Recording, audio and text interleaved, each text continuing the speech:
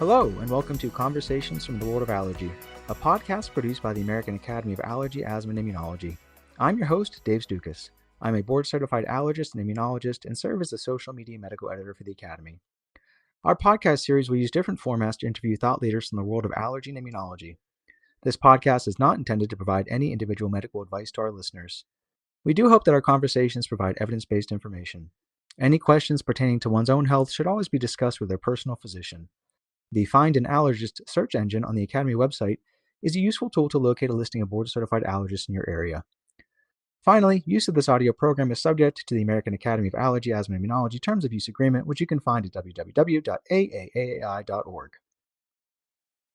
Today's edition of our Conversations from the World of Allergy podcast series is very exciting, and it comes from our Hot Topics series. It's really targeted towards healthcare professionals, allergists, the general public, and especially patients who have been prescribed epinephrine autoinjectors in the past. And today's guest is Dr. Jay Lieberman. Dr. Lieberman is a professor and the Allergy Immunology Fellowship Training Program Director at the University of Tennessee Health Science Center and Le Bonheur Children's Hospital in Memphis, Tennessee. Dr. Lieberman has published hundreds of manuscripts surrounding anaphylaxis and food allergies and is a member and co-chair of the Joint Task Force on Practice Parameters. He is widely considered one of the world's experts on anaphylaxis and really the perfect guest for today's discussion. Dr. Lieberman, thank you so much for taking the time to join us, and welcome back to the podcast. Thank you, Dr. Stukas. You're going to have such great information for us, and this is very exciting. And for those who aren't familiar, on August 9th, 2024, just a few days ago from when we're recording this, the FDA approved the first non-injection epinephrine delivery device for the treatment of type 1 allergic reactions and anaphylaxis. Before we get into the details, why is this such a big deal? Yeah, I think anyone who's taken care of patients with allergies and risk for anaphylaxis, or any patient or family themselves, have known for a long time that there is a lot of issues with epinephrine because the only forms we have is injectable. And while the injection of the epinephrine, whether it's an auto-injector or just an injection, honestly is not the worst thing in the world. There's a lot of stigma that comes with it. From our generation, I think most of us think Pulp Fiction, where somebody's jabbing a needle into somebody's heart to revive them. And even though that's not true, a lot of our patients who are at risk for anaphylaxis are pediatric patients. So any type of needle, even if it's small, not very painful, carries a lot of fear with it. So the need for a non-injectable epinephrine to treat anaphylaxis has been a need in our community for a long time. Yeah, I couldn't agree more. There's so much hesitancy just in needle phobia in general. When we give epinephrine as a treatment, what receptors does it act upon inside the body, and what effect does it have? Yeah, so epinephrine is an adrenergic agonist, and it actually activates multiple adrenergic receptors, which are all pretty helpful in treating anaphylaxis. So, for example, it activates alpha-1 receptors, which leads to vasoconstriction and increasing in blood pressure, so reversing the drop in blood pressure from anaphylaxis. It can also increase heart rate by activating beta-1 receptors. And it can lead to bronchodilation by activating beta-2 receptors in the lungs. Interestingly, there's some evidence that you can also decrease mast cell and basophil reactivity by activating beta-2 receptors. So it has this plethora of action, which all seem to be pretty beneficial for anaphylaxis. And just so we're clear, in case anybody who's listening isn't familiar, what is the only effective treatment option for anaphylaxis? So epinephrine is the first, second, and third line treatment option for anaphylaxis. Excellent. And, I always find this interesting, and I love to hear your thoughts on it. So for decades, we've routinely prescribed and used epinephrine as an injection for treating anaphylaxis, right? But are there actually large-scale randomized controlled trials that have shown the benefit of using epinephrine injections in treating anaphylaxis? Yeah, it's fascinating, isn't it, that there really are no large-scale randomized trials, meaning no one's ever compared epinephrine to placebo in patients with anaphylaxis to show that it actually works. There's a lot of ethical issues with that, obviously. If somebody's truly having anaphylaxis, giving them placebo probably is not the best idea. So the ethical issues have been hard to overcome. That being said, there's plenty of evidence outside of randomized trials and anecdotal evidence from patients and prescribers who have given epinephrine to patients having anaphylaxis that show that epinephrine does seem to work in anaphylaxis, and it improves a lot of the outcomes of anaphylaxis, such as probably decreasing hospitalizations if it's given early. Yeah, right. So we know it works, right? I mean, you and I have used it probably hundreds of times to treat patients. We know the patients listening who have used it, they know the benefit of it. It's just a very interesting point in regards to, how it got approved in the first place. We didn't have these large trials, which leads me to my next question of, so what types of research studies were used to determine the safety and efficacy of this new nasal epinephrine treatment? Yeah, so the new nasal epinephrine treatment had to do studies to show that it is comparable to what's available to treat anaphylaxis. So right now, what we have is auto-injectors that are usually something like a spring-loaded needle that deliver the epinephrine after a click or something like that. It is also still appropriate to treat patients with a needle and syringe, meaning draw up the epinephrine and deliver it just like a classic shot with a needle and syringe. So the new epinephrine devices, such as the nasal spray that was just approved, all had to show that they had levels in the blood and pharmacokinetic and pharmacodynamic outcomes that were similar to what is currently used to treat anaphylaxis. Can you take a moment and just explain those complicated terms? What do you mean by pharmacokinetic and pharmacodynamic Yeah, I'm data? sorry to bring people back to first year of med school and that I didn't want to go back.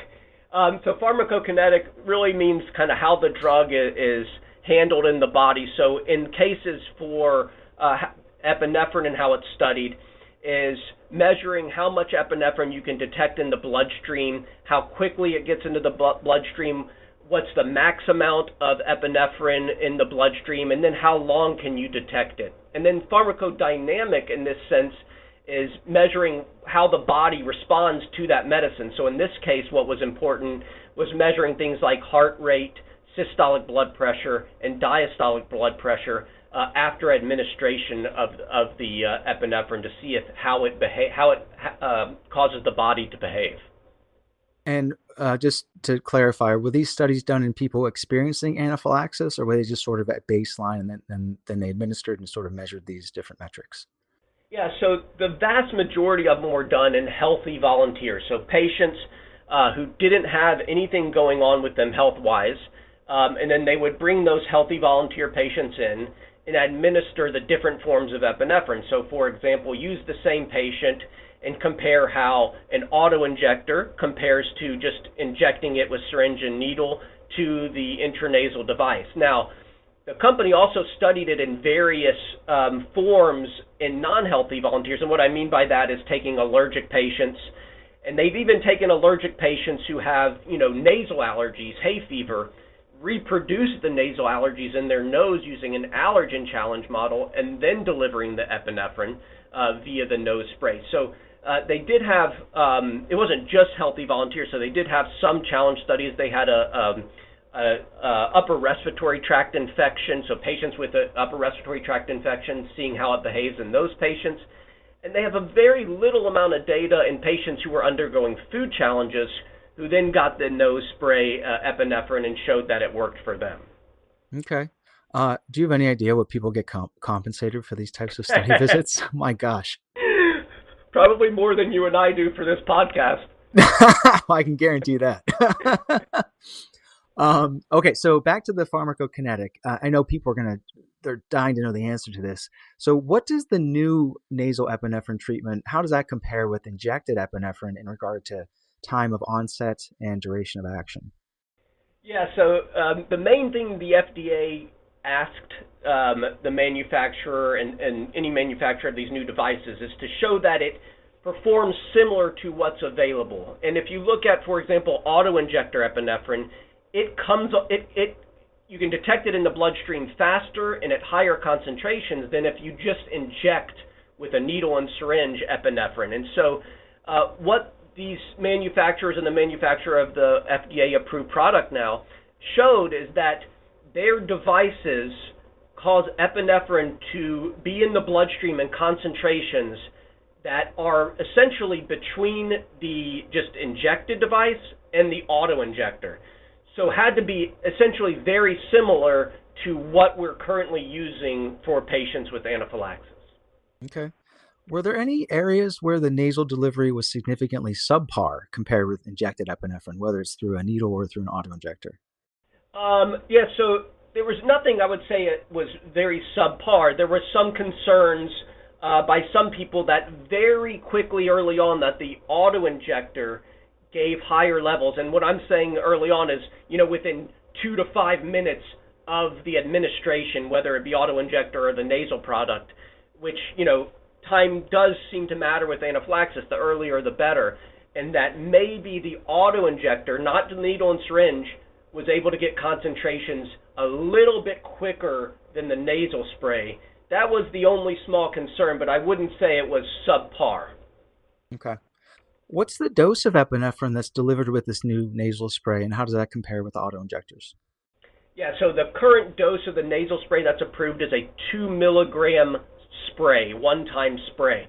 That's a higher concentration than the autoinjector. But what for me, I don't really care what the dose being administered and how it's delivered.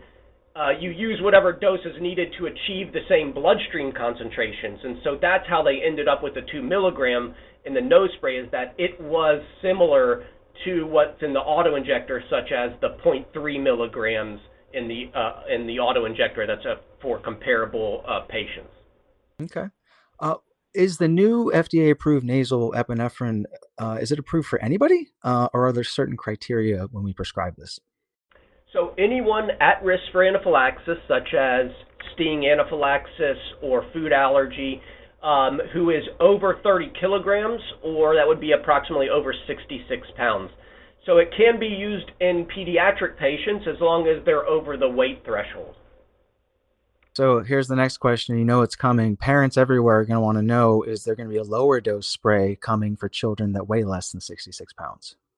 We hope so. It's definitely already been studied in younger children. They have a 1 milligram and 2 milligram doses they've studied in younger children. So we'll keep our fingers crossed and hope that we have a nose spray for younger children in the future. But for now, just children over 30 kilograms or 66 pounds. What about adverse effects? Were there any concerning side effects that were reported by participants? No concerning side effects, but like every medicine that's on TV advertisement now, there's I'm sure going to be a laundry list of things that like the micro machines guy is telling you, in over 10 seconds, 100 things. What were common mild side effects with the nose spray were things like throat irritation, intranasal irritation, so irritation in the nose, like a tingling or discomfort, headache. Those were the things that were slightly different than the injectable, so local side effects, but none of them were considered serious or severe. Okay. What can you tell us about the device itself? Is it similar to other types of nasal sprays that people are used to using? So the one that's approved has a slightly different look than your typical nose spray you use for allergic rhinitis or hay fever. It's a device that they've used for other conditions, and so it's not too different from other conditions. But you'll notice when it comes to market, and there are pictures online that you can see, it has a little base to it, which is slightly different than what most people are used to when they do like a nose spray for their allergies or for their seasonal allergies. But otherwise, it behaves like any other nose spray. Okay. And you're right. Even in the package insert that I reviewed, there's a very nice sort of figure and pictorial that shows it. Is there anything specific about how the spray should be administered? Are there instructions provided by the manufacturer? Yeah, it'll be in the package insert. It'll be slightly different than what I tell patients to use for seasonal allergies, where sometimes we'll tilt it a little bit. With this one, it recommends no tilt and not really taking a large sniff afterwards, things like that. So some very minor changes in how to use it as compared to one you use for allergies, but overall very similar. And what if somebody, in rare instances, if they need a second dose of epinephrine to treat their ongoing allergic reaction or anaphylaxis, should the same nostril be used with this new device? Yeah, so like auto-injectors currently, we recommend a second dose be used if symptoms aren't better within 5 minutes or so. The second dose of this device is recommended to be done in the same nostril. They've done studies looking at repeat dosing in same or opposite nostril, and this one will be guideline recommended for same nostril if not getting improvement. It will be a second canister though, so each device will only have one dose. Okay, so one dose. So once you use that device, that dose is gone, and they'd have to use a second device to deliver that one. Okay. Yep. Just like our two packs of our auto injectors will be the same idea. Okay. Now you sort of touched upon this before, but I just want to clarify for our listeners as well, because I think this is an important part of what they studied. Those that generally have epinephrine prescribed to them are allergic individuals, which means most of them are going to have environmental allergies and nasal symptoms like runny nose, nasal congestion, that sort of thing. Will epinephrine still get delivered throughout their body if they actively have a runny nose or congestion?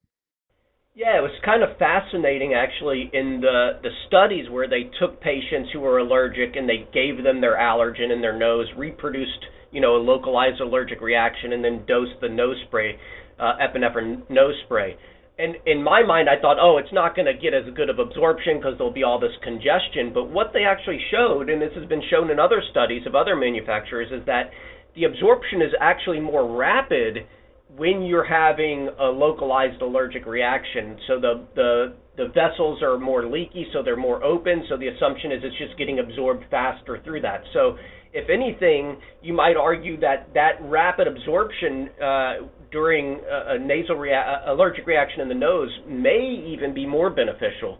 So there are data out there in those patients, and I would be comfortable using it even if you're having an allergic reaction with some runny nose. Oh, that's so fascinating. It's really cool that they included that as part of their studies as well, right?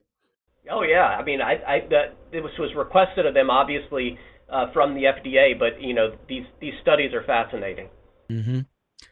What about like nasal polyps? Do we know anything about the efficacy of this new nasal epinephrine delivery device for somebody with nasal polyps? Yeah, so it wasn't studied in nasal polyps. We don't know that. Also, if you have, obvious, if you had some crazy anatomy of the nose that was different, hasn't been studied in things like that. So we don't know nasal polyps or altered anatomy. Okay. We always worry if our epinephrine autoinjectors are exposed to extremes of temperature, whether it's extremely hot or cold temperatures. Are there similar concerns with this nasal spray? So interestingly, the manufacturer of this nose spray reports that the shelf life is going to be approximately 30 months. So you can assume that by the time it gets to the pharmacy and sits at the pharmacy and you pick yours up, that hopefully it won't expire for approximately 2 years of you picking it up. So that's good. They also report that it can withstand temperatures up to per their website up to 122 degrees Fahrenheit. So that theoretically has ability to kind of hang out in a hot car or something like that, which there's been some concerns with the auto injectors. And lastly, they report that if it's accidentally frozen, even it can be thawed and administered. So based on all that, it may have even a little bit advantage over some of the auto injectors in being able to withstand extremes of temperature. Okay. Within the United States, epinephrine autoinjectors are often dispensed as twin packs, so you always have two per as part of your prescription. Will that apply as well to the nasal epinephrine? Yep, it'll be the same with this product. We're going to recommend patients carry two at all times in case they need that second dose and they're not responding. Okay. Well, I mean, this has been extremely helpful so far, and I know it's going to be valuable for our listeners. So let me ask you the million-dollar question. Do we know when it will be available to prescribe and pick up from pharmacies? Yeah, based on the reports, we're hoping, or I'm hoping, that this will be available within about 2 months. So I'm hoping by Thanksgiving time, we will have these in pharmacies and able to prescribe them. Okay, so for our listeners, stay tuned. I'm sure it will be all over the media, and you can always talk to your allergist or personal physician to find out when it's available. I'm sure we'll be getting updates as well. All right, here's the next question that everybody wants to know. What's this going to cost, and will insurance companies cover it? Yeah, I don't know retail recommendations. The manufacturer on their website reports that there'll be patient assistance programs for commercially insured patients. They report hopefully $25 out of pocket for patients without any insurance or without commercial coverage.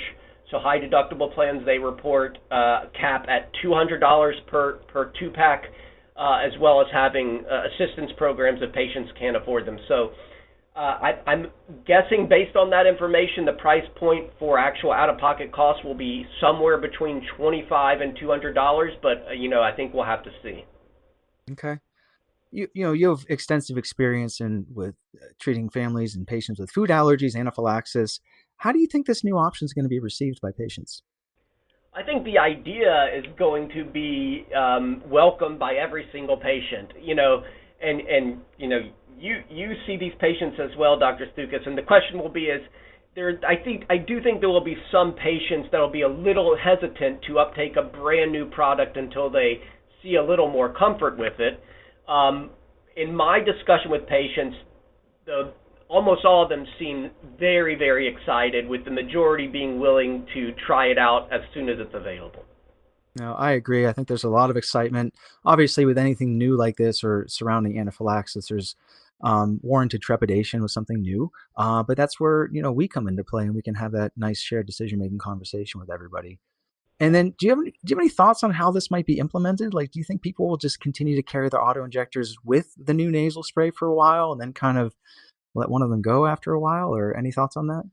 Yeah, I don't know. It's a paradigm shift, and so I do think there will be a little hesitancy for patients just to say, oh, my auto injectors, I'm seeing the doctor, my auto injector expired last month. I would normally be getting a new auto injector, and they're offering me this nasal spray. Am I comfortable doing that without having an auto injector kind of in my back pocket as insurance, right? So I do think there's going to be a wide range of how it's implemented. I do think there are going to be patients who say, I'm going to hold on to an auto injector that's not expired, have this nasal spray until I feel 100% comfortable. I think there are going to be some early adopters that say, I'm just going to have the nose spray. I trust it based on the data that's available. And there may even be some patients who just feel more comfortable having the auto injector and not using the nose spray. So I think it's going to be a wide range once it hits the market, and we'll see. Mm-hmm. I just thought of this while we were having this conversation. We're probably going to have to educate schools because this is going to be very unfamiliar with them. And I can imagine that the Academy will come up with some education resources and things like that as well. Sounds like a great project for you, Dr. Stukas. Well, thanks, Dr. Lieberman. I'll send you an email, set up a time to chat. Are there other non-injection forms of epinephrine being developed and studied? Yeah, there's a few that are far along in development. There's a sublingual film, so like a Listerine film that you might have remembered, where you just kind of put it under your tongue and it dissolves. There's a company in Europe that has a sublingual tablet that they're studying. There's a couple companies who have two different types of nose sprays that are being studied. So there are others that are being studied, and we're hopeful we'll have even more options in the future for our patients. Oh, I think that would be great. You provided a wealth of knowledge and information. I encourage all of our listeners to become familiar with this new treatment option by reading the manufacturer's package insert, visit their website. There'll be more education to come. Do we miss anything? Anything big? No, I think that's good. Okay. Well, Dr. Lieberman, for our listeners, we recorded this on very short notice. We weren't expecting the FDA announcement, and Dr. Lieberman was very gracious to offer his time to help all of us out. Thank you so much for joining us. Is there anything else you'd like to add before we depart? No, thank you, Dr. Stukas. Oh, thanks again. We hope you enjoyed listening to today's episode. Please visit www.faaai.org for show notes and any pertinent links from today's conversation. If you like the show, please take a moment to subscribe to our podcast through Apple Podcasts, Amazon, iHeartRadio, or Spotify so you can receive new episodes in the future. Thank you again for listening.